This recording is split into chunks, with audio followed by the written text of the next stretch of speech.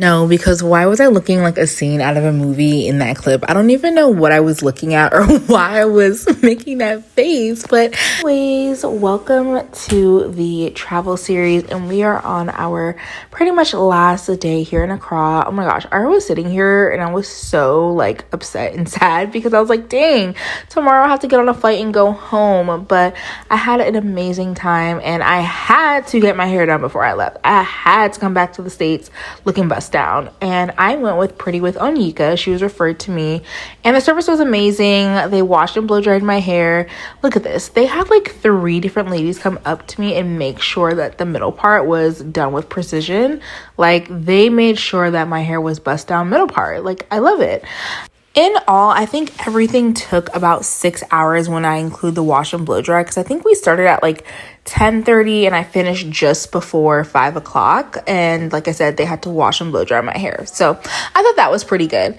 Next, we headed to Treehouse for our farewell dinner and our relocation workshop. This relocation workshop was absolutely amazing. So we got a chance to connect with people in different professions in Ghana to hear what it's like to be an expat, what we can expect from their services, and all those things. So we got to connect with an attorney, a real estate broker, immigration officer, a doctor, an educator who has opened up schools and created after school programs. There was also a mortgage company there that specializes in mortgages for Ghanaians, but it was really nice to hear about their products and services that they offer if you become a citizen of Ghana, and also some of the things that they do offer for non-Ghanaian citizens as well. But the entire conversation was amazing.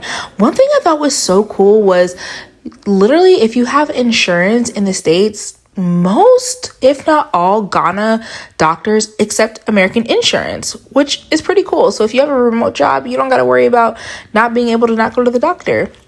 But I also learned about the immigration process, the different visas.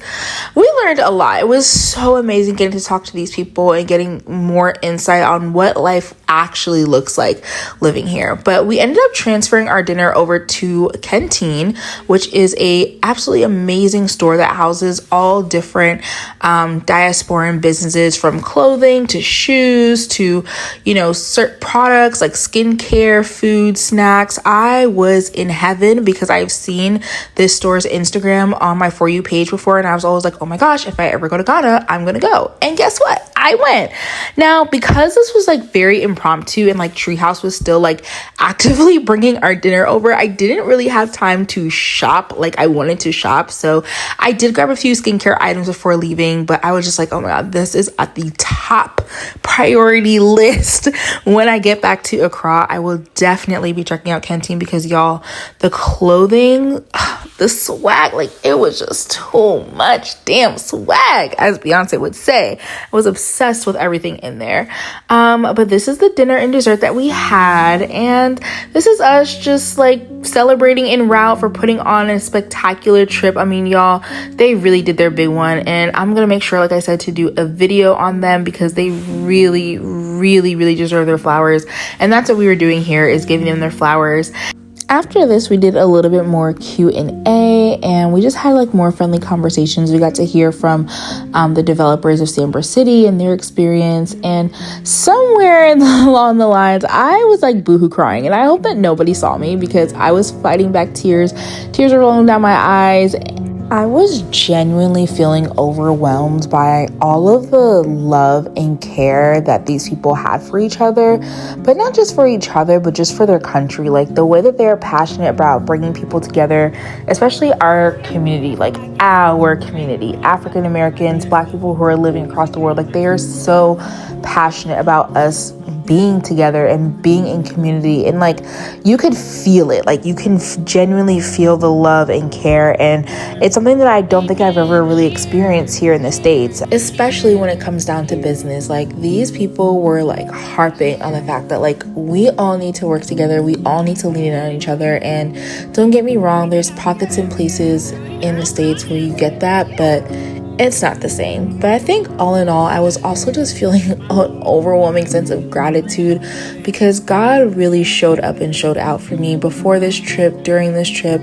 And he just kindly reminded me that so long as I keep him first and walk in my purpose, he will always carry me and always answer my prayers, even the ones that I don't say out loud.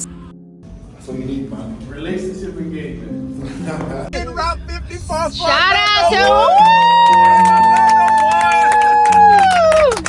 Shout out to that damn driver in the potholes.